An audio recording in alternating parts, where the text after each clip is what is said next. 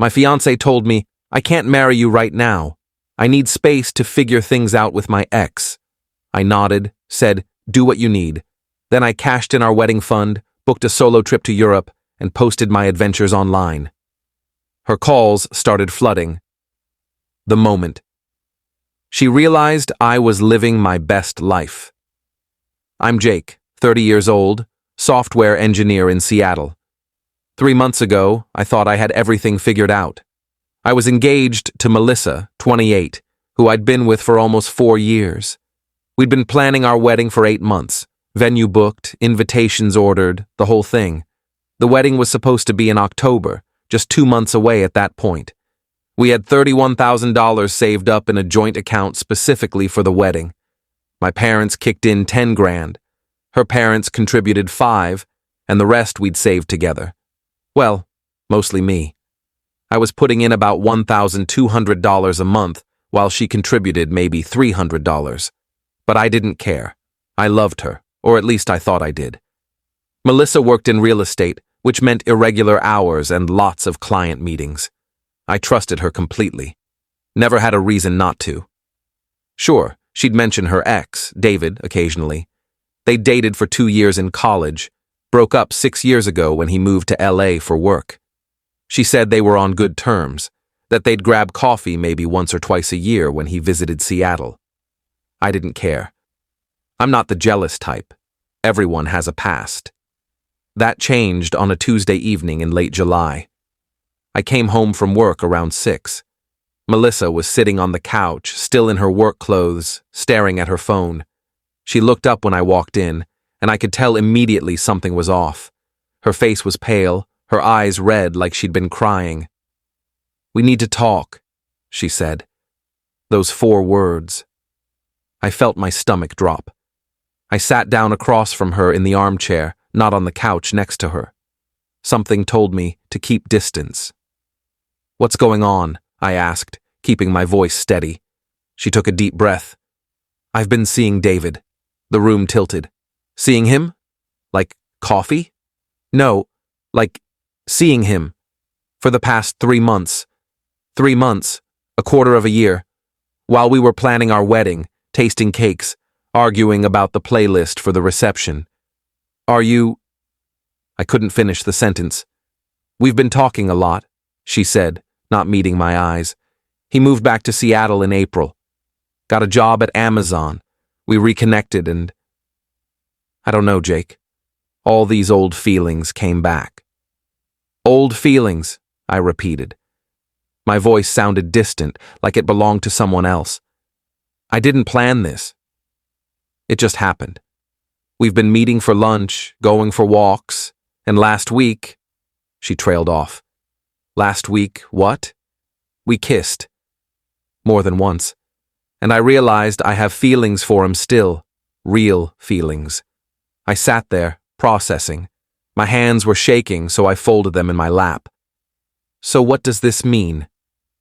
"I can't marry you right now," she said, finally looking at me.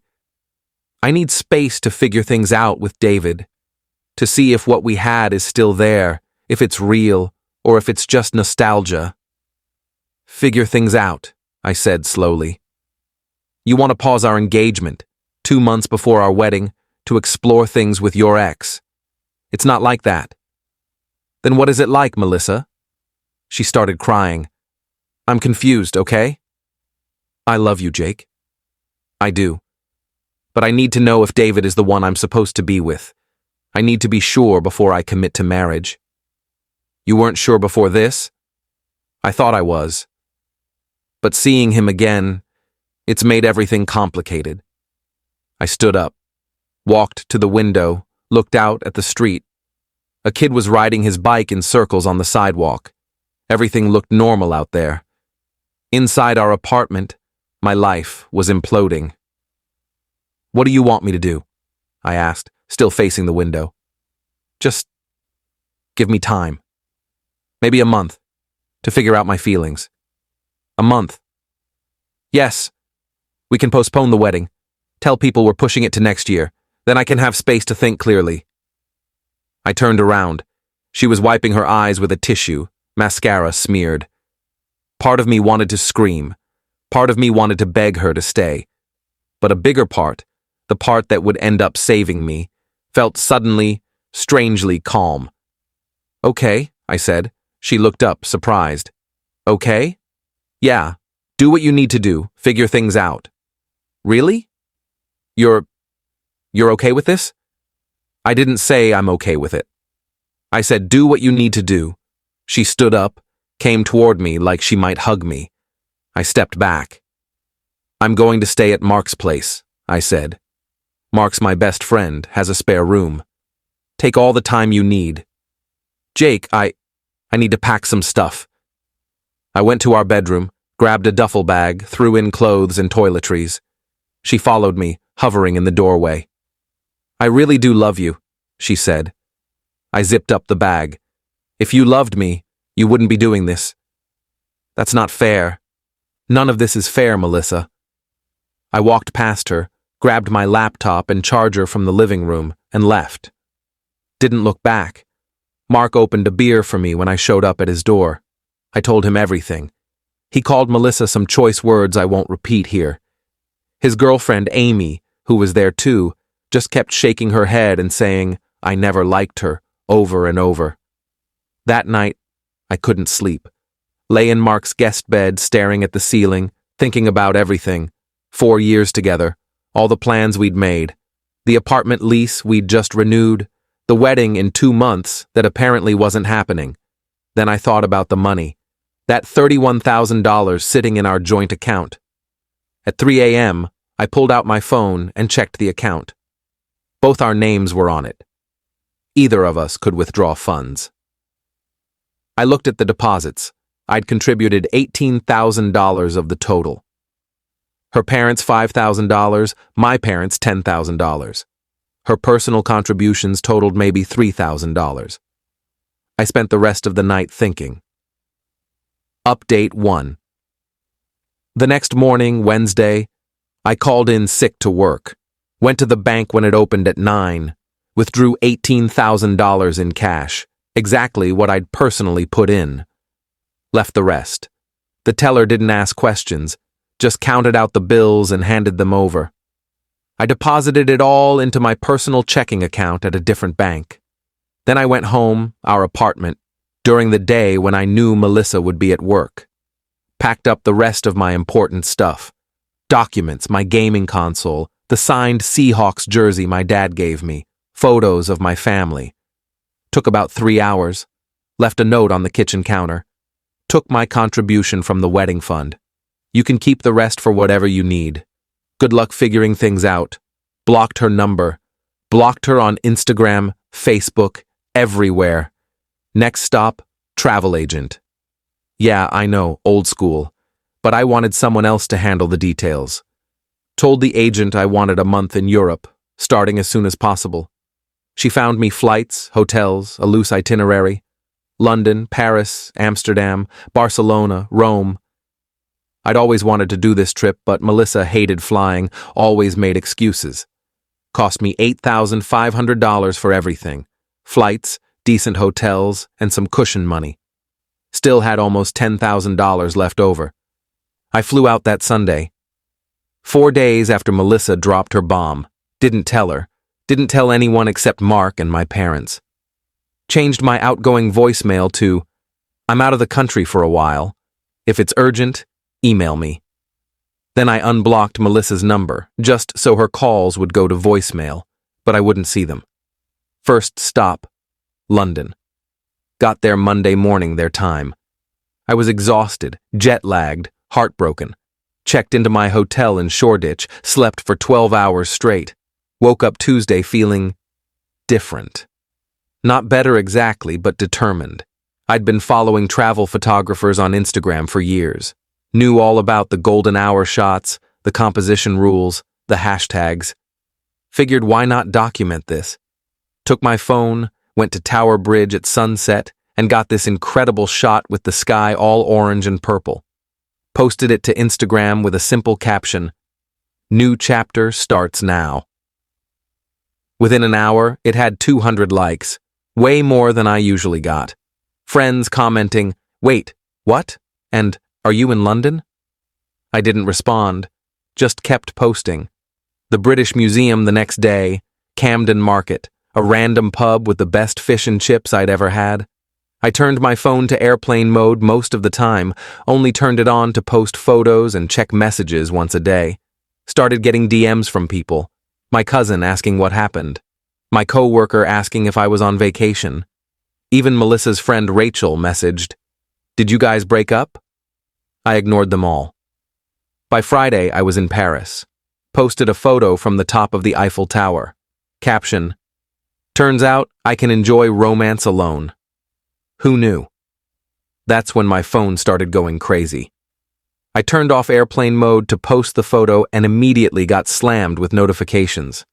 Missed calls from Melissa, texts from her number. I'd unblocked it for voicemail purposes but hadn't looked at the texts. I opened them. There were 47 messages spanning the last 3 days. First ones from Wednesday. "Where are you? We need to talk. Why did you take the money?" Thursday. "Jake, call me back. This is really immature. You can't just leave like this." Friday, that morning. "Are you seriously in Europe? People are telling me you're posting from London. Call me now." Then a voicemail. I listened to it. She was crying, angry crying. "Jake, what the hell? You just disappeared. You took our wedding money and ran off to Europe? We were supposed to work through this. I needed time to think and you just left. Everyone's asking me why you're traveling alone and I don't know what to tell them. This is so embarrassing. Call me back.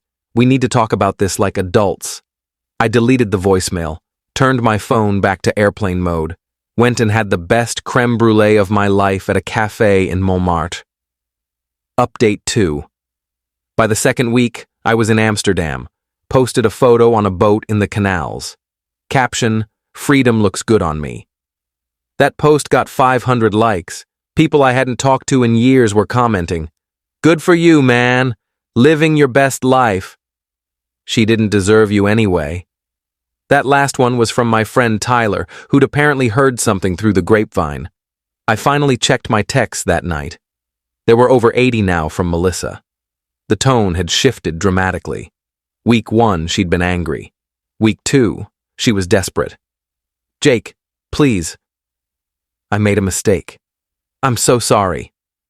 David and it didn't work out. I realized you're the one I want. Can we please talk?" There were also texts from her mom. "Jake, Melissa is devastated. Whatever happened, I'm sure you two can work it out. She loves you." And texts from her friend Sarah. "Jake, IDK what Melissa did, but she's been crying nonstop. Can you at least call her?" I didn't respond to anyone. Instead, I posted a photo from Anne Frank House with a caption about perspective and moving forward. More messages flooded in. Now Melissa's tone was shifting again, back to anger mixed with panic. "You're really just going to throw away 4 years?"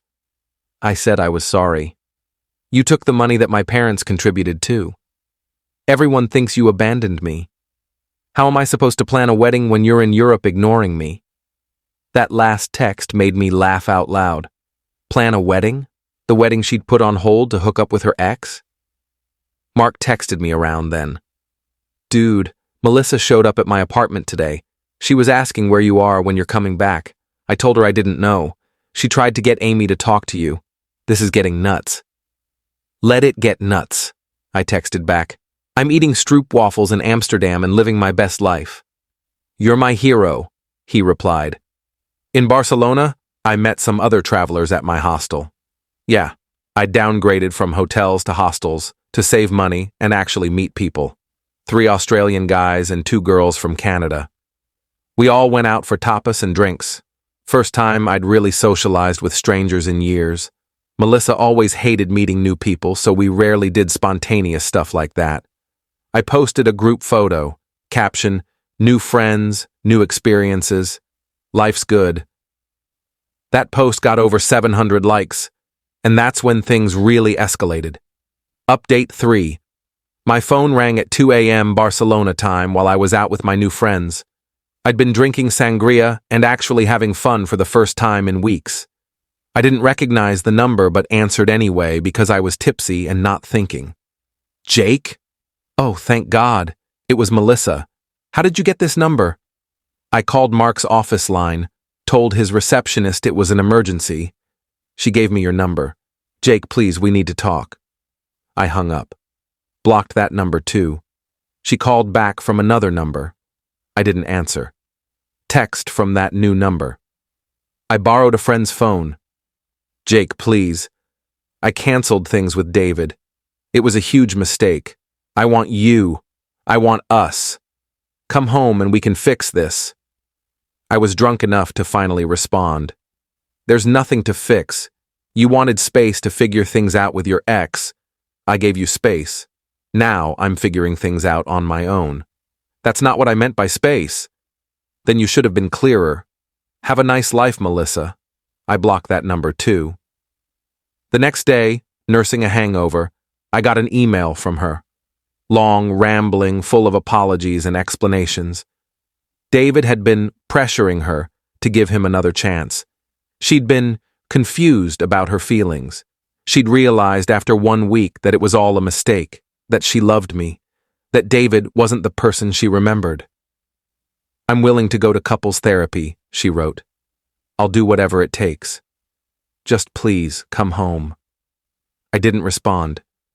Instead, I went to Park Qley, took stunning photos of the mosaic architecture, posted them with the caption, "Some things look beautiful, but are actually just broken pieces put together. Glad I'm choosing whole things from now on." My follower count had somehow jumped to 2,400. People were eating this up. Melissa's friend, Rachel, DM'd me. Jake, I don't know what's going on between you guys, but Melissa is a mess. She's not eating, not sleeping. Can you please just talk to her? I finally responded to Rachel. She made her choice. She wanted space to explore things with her ex. I gave her that space. Now I'm exploring my own life. Tell her to move on. Rachel's response. She said she made a mistake. Don't you think 4 years deserves a second chance? She had 4 years to be faithful. She blew it. I didn't hear from Rachel again. In Rome, something unexpected happened. I'd posted a photo from the Trevi fountain, and a woman named Elena, who lived in Rome, commented saying she loved my perspective and asking if I wanted a local tour guide. She was gorgeous. Dark hair, bright smile, photographer herself. We met up for coffee, which turned into dinner, which turned into her showing me parts of Rome tourists never see. Nothing romantic happened. I wasn't ready for that. But it felt good to connect with someone who didn't know anything about my history, who just liked me for being present and curious. I posted a photo of us at a street market. Caption, "Good company makes everything better." That photo got 1,100 likes, and it apparently sent Melissa over the edge. Update 4. My mom called me. She never calls when I'm traveling, so I knew something was up. Jake, honey, are you okay? I'm great, Mom. Why? Melissa called us. She's very upset. She says you abandoned her and took all the wedding money and you're gallivanting around Europe with random women. I explained everything to my mom. The ex, the space, the whole timeline. My mom went silent for a long moment. Oh, Jake, I'm so sorry. Why didn't you tell us? Didn't want to make it a big thing. Just wanted to handle it my way. Well, your father and I support you completely. That girl, I never said anything, but she always seemed a bit self-centered. You deserve better. Thanks, Mom. Also, Melissa asked us to talk you into coming home early and working things out. I told her that wasn't going to happen. Good. She asked if we wanted our $10,000 back for the wedding. What did you say? I told her she could keep it as a life lesson about loyalty. I loved my mom so much in that moment. After that call, I decided enough was enough. I posted one final story post, not a feed post, just a story that would disappear after 24 hours. It was a selfie of me at sunset in Rome, smiling genuinely for the first time in weeks. The text overlay said, "For everyone asking, yes, I'm in Europe. Yes, I'm alone. Yes, I'm doing great. Sometimes the trash takes itself out, and you realize you're better off. Here's to new beginnings. Within an hour, screenshots of that story were apparently making the rounds. Mark texted me, "Dude, that story is being shared everywhere. Melissa's friends are furious. They're calling you petty and cruel." "Don't care," I texted back. "I'm eating cacio e pepe and it's incredible." Melissa sent one final text from yet another number. "You're going to regret this. Everyone thinks you're the bad guy now. You humiliated me. I hope you're happy." I blocked the number and responded with one last text before I did. "I actually am happy. First time in months. Thanks for asking." Final update. I'm writing this from my new apartment in Seattle. It's been 2 months since I got back from Europe. The trip ended up lasting 5 weeks instead of 4 because I extended it. Went to Prague and Vienna, figured why not. When I got back in late September, I moved into a studio downtown. Melissa had moved out of our old place by then. She'd apparently moved back in with her parents. I heard through mutual friends that she and David tried to make it work for about 3 weeks after I left, but it crashed and burned. He wanted someone with no baggage, and she was apparently too emotional and clingy for him. Shocking. The wedding obviously never happened. Melissa sent out cancellation notices 2 weeks after I left for Europe. She told people it was mutual, and we grew apart. Some people bought it. Most people didn't, especially after my Instagram posts. Speaking of which, my follower count peaked at 3,800 before I started posting normally again. Just regular life stuff, not dramatic travel content. It's settled back down to around 1,500, but that's still way more than the 200 I had before. Melissa tried to reach out once more when I got back. Sent me an email asking if we could meet in person to get closure. I declined. There was nothing left to say. Her mom called my mom apparently, asking if there was any chance of reconciliation. My mom told her no, very firmly, and that was the end of that. I heard Melissa's been dating someone new, actually. Some guy from her gym. Good for her, honestly. I hope she's learned something, though I doubt it. As for me, I'm doing really well. I got a promotion at work last month. My manager said my work got noticeably better after I came back from my trip, that I seemed more focused and confident. I've been on a few dates with different women, nothing serious yet, but I'm not rushing anything. That $10,000 I had left after the trip? I put it toward a down payment on a used BMW I'd been wanting for years. Melissa always said it was impractical and showing off. Turns out it's neither. It's just nice, and I deserve nice things. The wedding fund money her parents contributed and what she'd saved? She kept it. I don't care. I got out of a relationship with someone who valued an ex over our future. That's priceless. Mark and Amy got engaged last month. I'm the best man.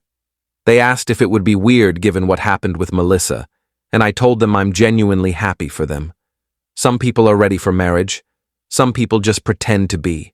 Elena, the woman I met in Rome, and I still message occasionally. She's coming to Seattle next spring for a photography workshop. We'll see what happens. No expectations, just openness. I saw Melissa once, about 3 weeks ago, at a coffee shop near Pike Place. We made eye contact.